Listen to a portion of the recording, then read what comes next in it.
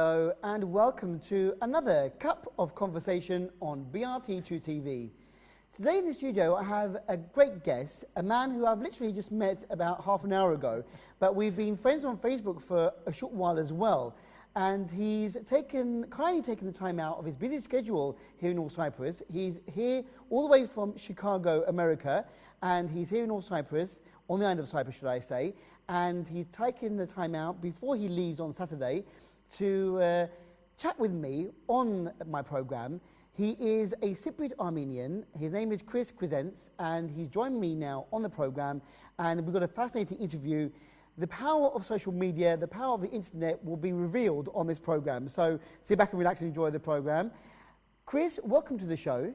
Thank you, John. Nice to be here. It's an honor for me to be on your show. The honor is all mine. Thank you very much for joining us. I know that you are literally, coming towards the end of your 3-week stay on the island, and so it's great to just catch you for an hour before you leave and go back to America. But let's now start at the beginning. You are, correct me if I'm wrong, Cypriot Armenian. I'm half Armenian and half Greek Cypriot. My mother is Greek Cypriot. She's still alive, lives in the south part of Nicosia. And then my father was Armenian, and he died in 1991. Okay, but it's a very multicultural. Exactly, I'm a background. very multicultural person. I was born in Kuwait. My mother and father met over there, and then at 3 years old came to Cyprus, went to this Italian Catholic school run by the Vatican called Terrasanta College. I was there, and so I spent in Cyprus 15 years only, but the best years of my life, from 3 years old until 18. So even though your mother and father met in Kuwait, you were born in Kuwait, when you were 3 you came to Cyprus, and so as you said, the best years of your life, as you were growing up, for your teenage years spent on the island, and then at the age of 18, what happened after then? When I was 18, I went to Italy and studied. I was in medical school for a year, and then I changed and ended up getting a degree in teaching Italian. So I have a degree in teaching Italian. So I spent 4 years in Italy from 1979 to 1983. So is the Italian... I was in Perugia, Italy. I went to Perugia as well, believe it or not. You did? I actually stayed there for 6 months when I was at university. Perugia is a fantastic city. It's a very cosmopolitan town. That's where all my cosmopolitan upbringing came from. Yeah. When I was in Terrasanta, in the school I was referring to, it was a school that was for everyone. I had a lot of Turkish Cypriot friends, Armenians, Latins, Maronites. That's where all the things they taught us in that school. Although it was a Catholic school, and I'm Greek Orthodox, and I also did Catholic. I had a Catholic upbringing. The first thing they taught us is to respect each other, respect every religion, every culture. And that's where everything started from there. And then when I went to Italy, it was the same thing. I ended up at the university in Per Straniero in Perugia, where it was also a multicultural place. And actually, at some point, I got elected. I don't know how. I got elected as the president of all 10,000 students that were over there from more than 300 countries. And I had the certificates on my Facebook page. Wow, excellent. And I didn't run for it. They voted me in. I mean, I didn't run for it. And I ended up managing a whole group of multicultural student body. Well, maybe that's actually how you became, years, managing an internet page. Yeah. Or a group where, again, you got thousands of people that you are managing. I created the Cyprus Culture Group on Facebook, and right now we have over 10,000 members from all over the place, all over Cyprus, all over the world, Cypriots abroad, non-Cypriots abroad.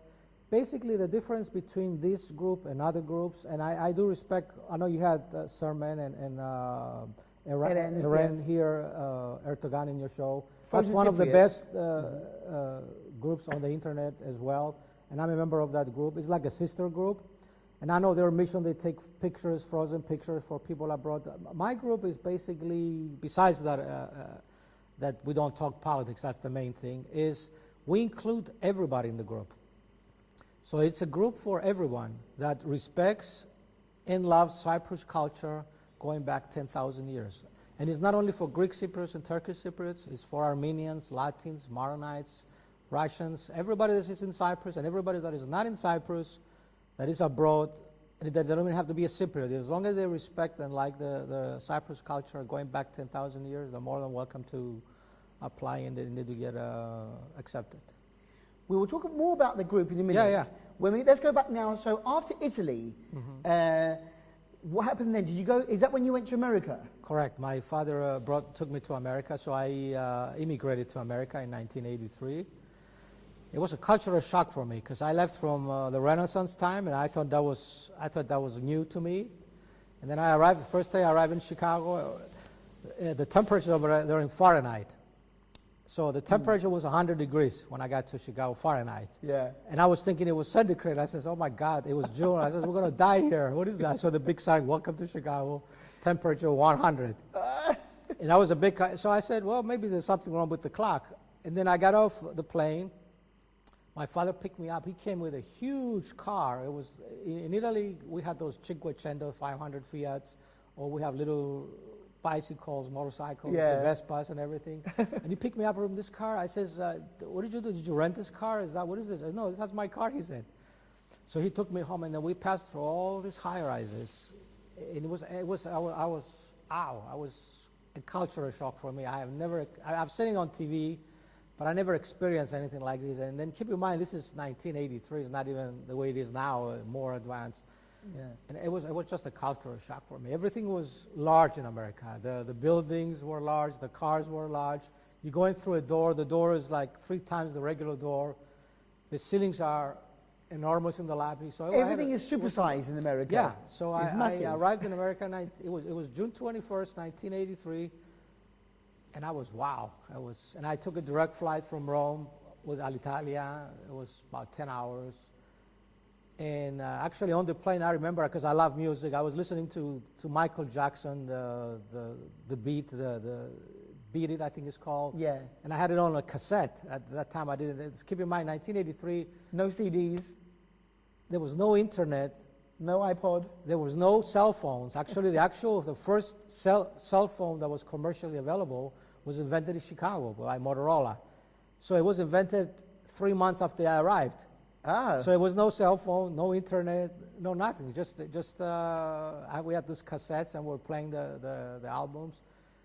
And I was imagining this place, so I'm going to be going and dance all the time, because that's what I did too. I liked to dance. And when I was in Italy, I used to go to nightclubs and just dance all night. When I was in Cyprus, the same thing.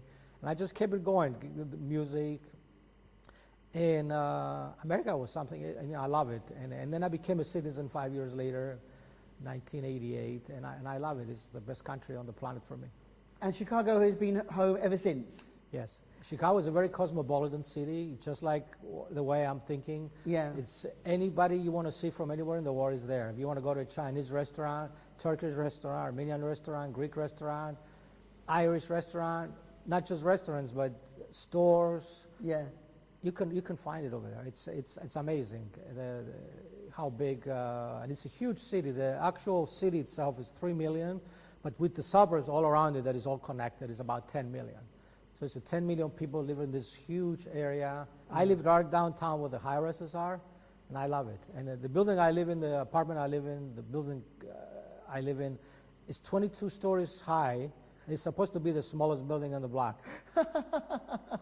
That's 22 stories. Yeah, I live the building right across from me is 110 stories. The John Hancock building. Yeah. You're joking. And that was built in 1976. I mean, it was, 73 actually, 73 or 76. But it's like, in a way, it's an old building, but it looks brand new. And I have a video. You can see what I walk in that neighborhood. And so when you come to Cyprus, everything's, Well, I love it when I come to Cyprus because I like both worlds. I like the ancient world, if I can say that, ancient, not in the sense of behind like mentality ancient, but ancient is like the structures, the buildings, the architecture. And I like the modern part in the United States. So best of both I love it. Yeah. And then every time I come to America, I always visit another country, like a layover, and I stay there overnight. And I have on Facebook more than 3,600 friends from 220 nations. So every year I put it on Facebook, and my friends actually decide where I'm going to go next. I go to Cyprus, but they decide the connecting city. And then they offer me to take me around, do videos, and that's what happens. So the latest one was Dubai, and I'm going back to Dubai on Saturday, and I'm going to spend the night and start filming there for the weekend. Mm-hmm. And then on Sunday I'm back to America, and then Monday I'm going back to work.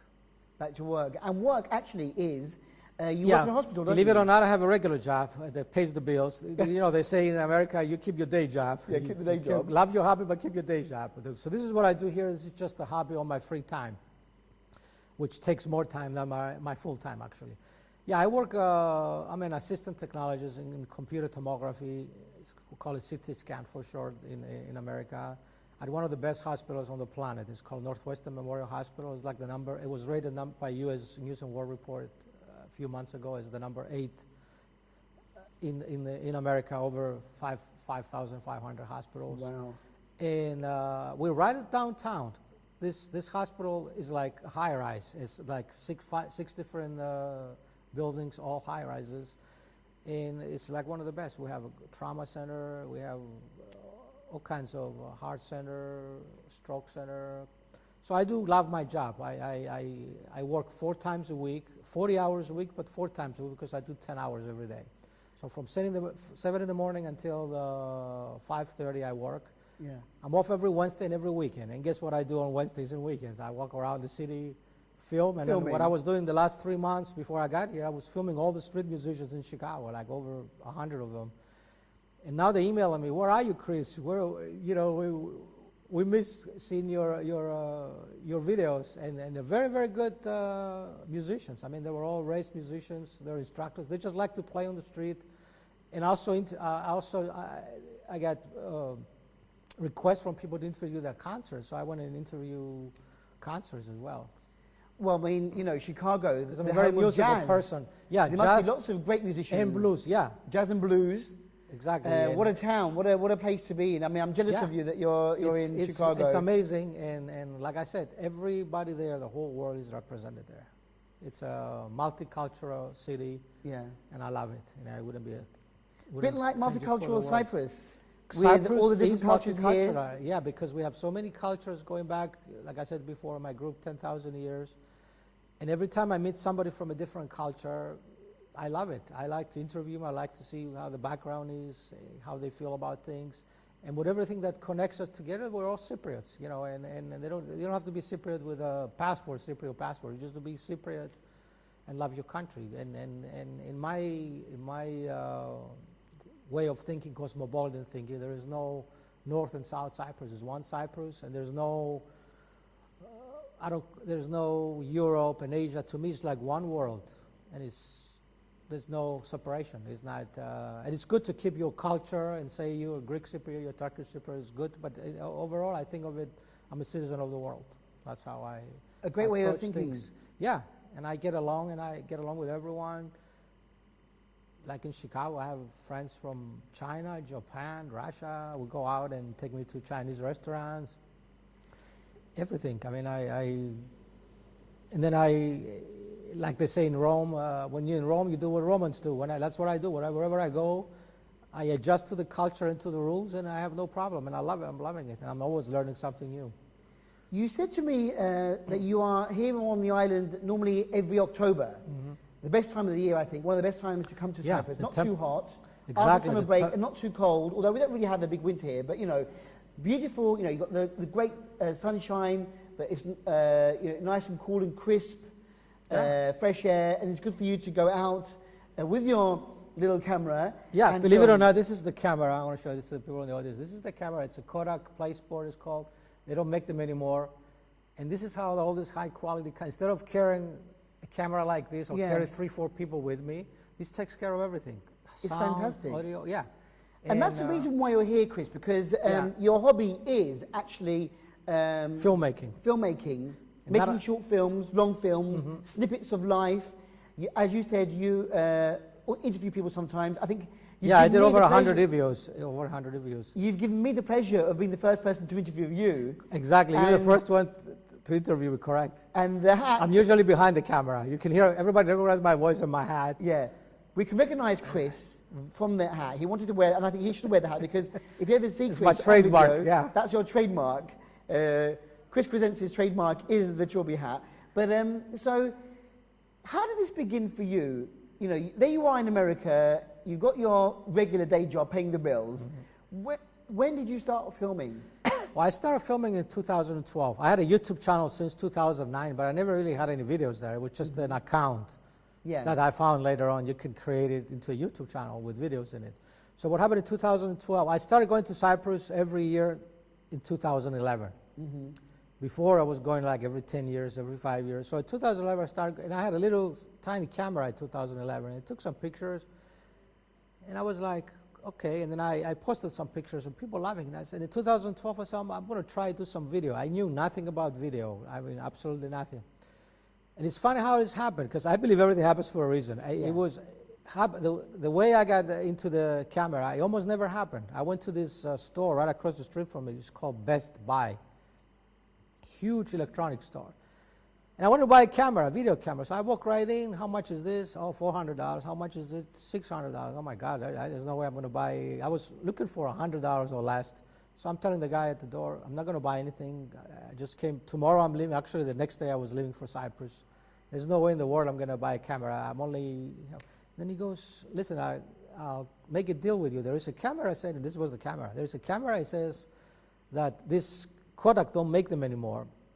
And this is the last one we have in the store, and we're not going to have them anymore in the store at all. And I give it to you for $60.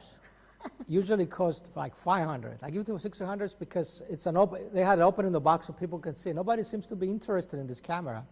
If you want to give it to $60, so I'm thinking right away, I said yes, because I need a camera. Yeah. And with tax and everything, because over there you pay and then you pay tax, extra tax. So with tax and everything, it was probably $70, $80. So it was definitely less than $100. So I got out of the store with $20 extra in my pocket. So because I had so to make the long story short, I did not know how to use it.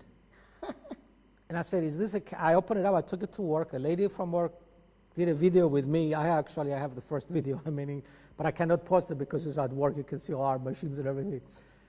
And I said, how did you do that? What did you do? And then she started explaining to me, and to me, I couldn't get it. I was like, oh, it's confusing. It's a video camera and a camera. Now I feel I was stupid. I didn't realize. I was like, how do you use this thing? And actually, it's like this. I was doing it the other way, and I was filming myself instead of filming. I didn't know this. I had no idea. So I go to Cyprus, and my cousin, Janet in Cyprus, is a tourist guide. So I live in her house every year. So I said, you want to come with me to the, no, I don't want to go anywhere. I says, take this camera for me, do me a favor, do a video, figure it out, do a video for me, bring it back. So she did it, it was all like 36 seconds. So I put it on the computer. I was like, wow. She went to Curium. And I was like, are you sure you gave me the right video? Did you just film this? Was that you that filmed this? She says, yeah. And I says, how did you do that? So she showed me. And finally, I got it. That's how I started. So first video, I went to Curium. I think I went to Curium as well. Yeah. And I ended up doing a video. Everybody's like, wow. What did and then I put it on. It was the first video I put on YouTube because I didn't know where else to put it. I didn't even know there was such a thing in China. Somebody said to me, put it on YouTube. I says, where on YouTube? And he says, you do have an account there, right? So go there, and there was a thing that says create an account, and I click on it. Yeah. And then the next thing he asked me, click to download the video. The camera was already in the computer, so he knew where to go because it was the only video there besides the one of my cousins. So I ended up putting both. And that's it. And then I saw it. It's like, yeah, that was it. And then people were they were subscribing to my YouTube channel. All of a sudden, before the day is over, I have 100 subscribers. I said, where all these people come from? I said, we like it and we subscribe. People were making comments. It's like, okay, maybe I should do another one. So in 2012, it was a really low amount, maybe 50 the most. I did like little pieces in here and there. Now when I went in 2013, that's when I met Tuncer. And Tuncer, because we went through this other group, and then that was before I created Cyprus Culture. I created Cyprus Culture after I went back. So Tuncer goes, come to North Nicosia and meet me. But we didn't say anything about filming. I says, if I come, then I'm going to have to do a video because I have a video camera now. Oh, yeah, bring the video camera. So I met him, and he says, come again the next Saturday or something. So I had two friends on the south part of Cyprus where they're both like architects. And he says, we know who Tuncer is. He's a very famous archaeologist. He's known all over Cyprus. You're going to meet with Tuncer for real? He's going to show you Nicosia. He says, we're going to have to come too. So I asked Tuncer, can they come? Yeah, bring them. So there was four of us, and we ended up doing a 4-hour documentary on North Nicosia. I mean, anywhere you want to go in Nicosia, Tuncer took us. And we were like speechless. We were like this. He knew everything. Yeah. Yeah. And then in the beginning, I could post them individually. It was part 1, part 2, part 3, part 4, part 5. And then finally I figured out how to make it one documentary. Now it's 1 hour documentary. And then it was amazing. It's like people, wow. And I grew up literally, my parents' house, literally feet from the north side. And we would see the mosque, we see everybody. I never went over there. Yeah. Except in 1993, I went once in Kyrenia when it was allowed for Americans to go up there. I did a little Kyrenia stop with an Irish friend and came back, but it was nothing really like this. But now you can discover again. And then the same vacation, October 2013, we went to Kyrenia. We did a Kyrenia video. And then we did maybe it was 14. Is it 13 or 14? But we did a Kyrenia video. The same thing. Tuncer does a tour of Kyrenia. It's like another 1 hour video documentary. And then we did one in the castle, 1 hour in the castle. So after we did the North Nicosia, I went back to America. It was a day that was snowing in America. And I love snow, by the way. I don't like heat, but I like the snow. So I like filming in the snow. A lot of my videos, you can see on my YouTube channel, they're in the snow. So went to America, and I'm thinking one day, man, I should do something. I should create a group. That's where the idea came, where I can include everybody, and then I can exclude politics. Yeah. And see if this works, because I was tired of people fighting, arguing, not just Greeks and Turks, but Greeks among Greeks, Turks among Greeks, and some of the groups were most of the arguments were between them, not on the other side. It was the same group. Between the same so I said, what can I do to bring all these people together, not just the same groups, but include, and that's how I got the name Cyprus. It just kept to me like this. I put Cyprus culture, and I had to put in if it was available. It said, yeah, it's available. So next thing you know, it's available. And then next thing you know, the computer is asking me, you want to invite a couple of your friends? So I click a couple of friends. So I went and took a break and came back, and there was 1,000 members. Like within 3 hours, I had 1,000 members. And I said, where all these people come from? And they all start writing comments already. We love it. And the only thing I had there was, I think, it was some kind of Armenian dance. There was somewhere in Nicosia, and then everybody was like, and then I ended up putting more stuff, pictures, and then people started posting. So I went back in an hour. Not only there was 1,000 members, but it was full of postings. And I said to myself, what do I do next? How am I'm in charge now of this thing. What am I supposed to do? So by trial and error, I was figuring out how to, the little glitches and everything. And this December 22nd, 2016 is going to be our 3rd anniversary of the group. My goal was to have 10,000 members by the 3rd anniversary, and we achieved that already now. Congratulations. Yeah, thank you. And so we have 10,100 members the last time I checked. So look for Cyprus Culture on Facebook. You go to Facebook and type the word Cyprus Culture, and it will come out. Look for the one, there may be some similar names, but if you type Cyprus Culture in English, the big clue will be, it will say 10,000 members. When you see the 10,000 members, then you know it's the right then you know that's the right one.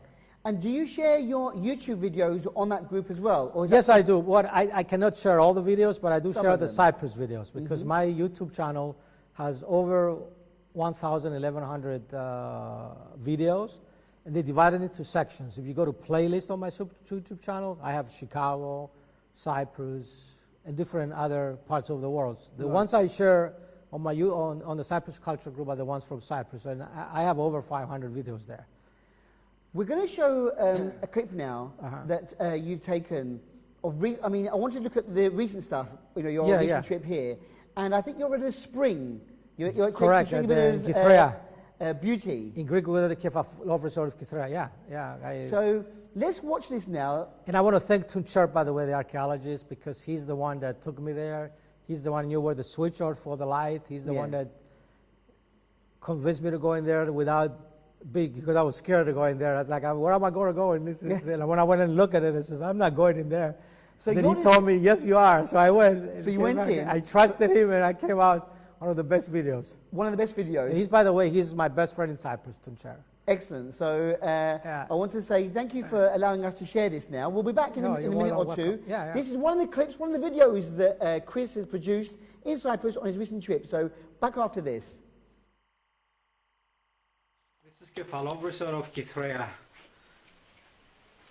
I'm going to go right in, see where this goes. I'm here with Tuncer, the Turkish Cypriot archaeologist. I want to see where this goes.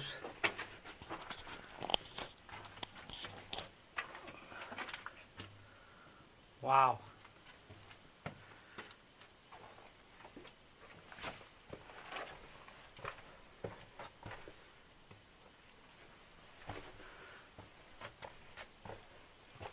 This is Kefalovrisa of Kythreas. I'm going to go and see how far I'm going to go.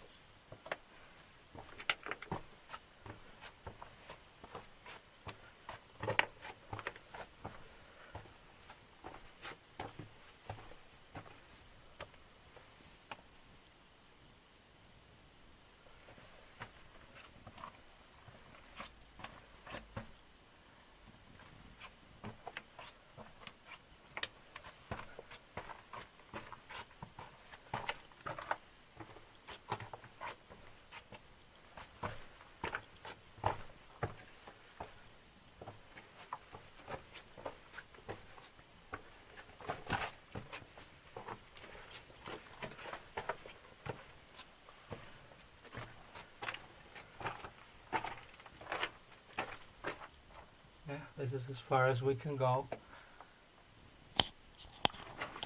I'm going to go back now.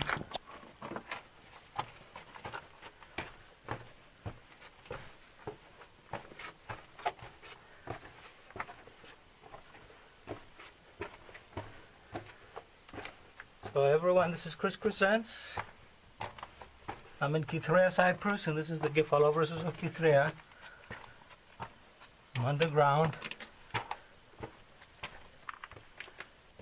And I'm heading towards the outside where the archaeologist is waiting for me to chair.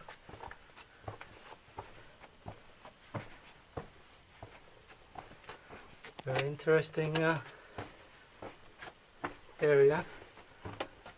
I'm going to pick up a couple of rocks to take with me like I always take to America.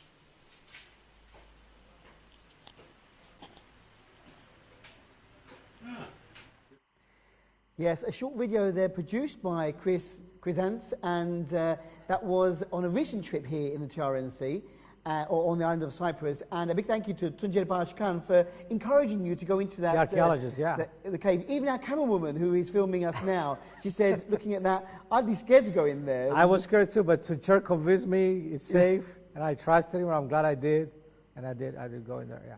It must be a very different feeling for you to come to Cyprus, which you left many, many years ago as a teenager, at the age of 18. 1979 I left, yeah. And to discover it again Yeah. via your little handy camera, There you are in downtown Chicago with all the high rises, and now you're showing everyone, you know, a very beautiful remote cave spring in Cyprus. It used to be very active, by the way, in the 70s, early 70s, and before. All the water used to come through there, and are you discovering the island again, Chris? Now that you're coming every year, with your... Every year I come, it gets better and better. Really? I mean, there's still a lot of... I mean, I did 4 years of videos already. I have over 500 videos. I have over 100 of them on the computer that I haven't uploaded yet on YouTube. I always learn something new. I always go something new. Like last week, I went inside the Archbishop's Palace in Nicosia. I met the Archbishop. And it was something that I always wanted to do, go inside there, because I live across the street from there, and I never went inside. And then you'll see the video in a couple of weeks where I'm going inside, inside the palace, the Archbishop's Palace. What do your American friends think of your background in Cyprus? Are you? Because I mean, I have to say, I'm not being rude here, but no. In America, such a big country, such a superpower, not everyone in America will know about the island of Cyprus, or have even heard of the island, or, you know, where is that? And every time I talk to someone in America, without putting the American friends down now, because I'm an American as well, is I have to show them a map and show where Cyprus is. A lot of people think it's somewhere in California. There's a place in California, you know, Cyprus, California. They think that's the one. No, it's an island in the Mediterranean, and I have to show them the map. And I always tell them it's a small place, but at the same time, it's the third largest island in the Mediterranean after Sicily and Sardinia. So it's not that small, but it's small compared to America. And there's no more than 1 million or 1.5 million people living there. So it's, and then there's plenty of tourists that go there, probably 3 times the population. But it's a beautiful place, and I emphasize, once I tell them, especially the ones in Chicago, we have 300 days a year of sunshine here, they love it, you know, because they don't see the sun that often in Chicago. It's always like cloudy or snowing, but they love it once they see, and a lot of people are interested. Not just, I like it because I combine them. I combine the scenery of the sea and the beaches and everything, but they also like the archaeological sites. They like, because we do have a lot of American archaeologists I have in my Cyprus culture group, and some of them are the ones that went there and discovered things in the past, like from the Penn Museum, where they discovered not discovered, but they explored, they put the ship of Carigna and put it in the castle. They did the Curium years back. They did quite a few excavations. With your Cyprus culture page, or the group on page, Facebook, what do you think is the, I mean, okay, anyone and everyone is invited to join if you have a link to Cyprus, even if you don't have a link to Cyprus, but you want to find out more, people can join. But what do you think, when I asked the brothers, Eden and Sedem and Erdogan with their frozen Cypriots, it was obviously people who wanted to share photographs or stories or tales of the past of Cyprus, but you're more into the culture, promoting the island as it is now as well. Yeah, well, not promoting it as a tourist promotion. It's not a tourist promotion. It's a promotion but you know, just showing the exactly of culture. Showing the culture, the history, the geography. Because to understand how Cyprus is today and the many cultures of it, you have to go back 10,000 years. Lusitanians, Ottomans, Venetians, Greeks, all kinds of British, all kinds of people came and conquered Cyprus. But the good thing they did, they left their culture when they left. Forget about the wars and everything now. When they left, though, they built the churches, they built mosques, they built castles, and those are, you go there and you say, wow, who did this and when? And I mean, it really, for architectural point of view and archaeological point of view, those are treasures, they're priceless. Definitely. And then it's amazing. So the purpose of the group is to celebrate and respect the Cyprus culture, which has many cultures. There's no such one Cyprus culture, but Cyprus culture is the umbrella of the many, many cultures of Cyprus, again, going back 10,000 years. You said to me before the interview that you actually recognized in the streets when, you know, with your hat, and you were waiting one day to catch up with one of the only Armenians in the north. A good friend of mine is, again, Mr. Aras Karabal, who's a shop owner in Guinea. Well, a couple of things I want to say about that. Number one, the recent one, Aras, which is like the only Armenian living in the north. I wanted to make interview him and point this to the world, not to the people in Cyprus only, but to the Armenians around the world, because it's a very close community, very together community all around the world, the Armenians. So I said, let's do an interview, and then he wanted to do an interview as well. So he comes to Belobais, because he lives at Belobais, and he has his shop there. And I said to him, no, you come to Victoria Street in Nicosia, which used to be the Armenian quarter, and I'm going to put you in front of the Armenian church and interview you. And he goes, okay. So he came to Nicosia. He was a little bit late, thank God. If he wasn't late, all this wouldn't have happened. So I was supposed to do a 5-10 minute video of me interviewing him in front of the Armenian church of Victoria Street and talk about Cyprus and about being the only Armenian in the north, how he feels and all that, without being political at all. And I ended up doing a 40-minute documentary with 6 Armenians in it. We found a whole group of Armenians. 3 out of those 6 lived on Victoria Street like in the 50s, in the early 60s. And it was very emotional, very, very rewarding for me and for all the Armenians. So he was a little bit, like I said, he was a little bit late. So he goes, well, I'm going to be a little bit late. Well, I said, I'm not going to waste time. I'm going to be sitting here at the checkpoint waiting for you. I'm going to go, because I already know by watching my own videos, I know where I'm going, where I'm going to.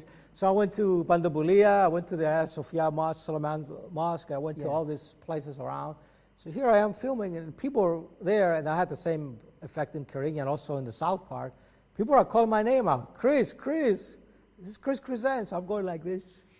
I'm filming, because you can hear them in the video. Some of these videos I put music on top, so you get it. But I didn't want to, I was like, the film that distracted me, so I said, hi, give me a minute. I came back and talked to them. So here I am inside the Bandabulia, and they're all calling my name because I came and interviewed them before. I said, oh no, now I'm going to be, because I don't want to be in front of the camera. I want to be behind the camera. I want people to see, experience what I'm experiencing. I want people to... Through your eyes. Yeah, for your eyes, and I wanted to be me walking there to see what I see. And sometimes the camera sees more than I see because it's panoramic. It takes like on both sides. So there's things, what I'm filming, I may be like this, I may be looking this way, that way. So the camera sees more than I do. And sometimes I watch my own videos. I say, oh, I didn't see that. I wasn't paying attention to that. So when you go back and look at it on your computer, you say, yeah, well, I did and then to make the long story short, I finished the almost filming. So I'm on Arasta Street. And then Aras comes, oh, here you are. I says, oh, thank God you came. I don't have to look for you at the checkpoint. And then he's talking to 5 people. So I thought they were just friends, Turkish Cypriots. He was just talking to some people. Because he said he was the only Armenian in the north. I didn't know there was like 5 more Armenians there, 4 more Armenians, 5 including me and him. So once they found out I'm half Armenian, they wanted to find out who I was. Oh, no, now, we exchanged numbers for everything. So I said to them, I came to my idea, I says, what do you guys think if I take you all to Victoria Street, to the Armenian quarter, Armenian church, and make a documentary, and you can tell me anything you want about, no restriction. And I said it was maybe 10 minutes, 15 minutes the most of your time. And they all look at me without hesitating. Yes, we would love to. So we started walking there. So we shut off the camera on Arasta Street, and we were talking off camera. And now I remember the way to go there, because I told him I'm going to take you there because I watched my video 3 years ago, and I knew exactly where to go to the Armenian church in Victoria Street. So once we reached the place we stopped, so I put them all in a circle. If you can see the video, they're in the circle, and they all talk one by one about their story, and then we start walking. Very interesting. And then Aras, I says, sorry about Aras, but you're supposed to be your video, but now we got a video. And by the way, to be fair, I went a week later or 3 days later, I went to Belobais and did an interview with him as well. So I ended up doing the interview with him. I ended up doing a 40-minute documentary. And now I'm getting all these emails from all over the world, Armenians all over the world, telling me, Chris, I used to live there. You really contributed to our culture and everything. Fantastic. So a great experience for you to meet other people from the same background. We also have a clip now of you playing the piano at the house of, you met 2 artists, didn't you? It was Semra. Semra, the painter. It is 2 Turkish Cypriot artists.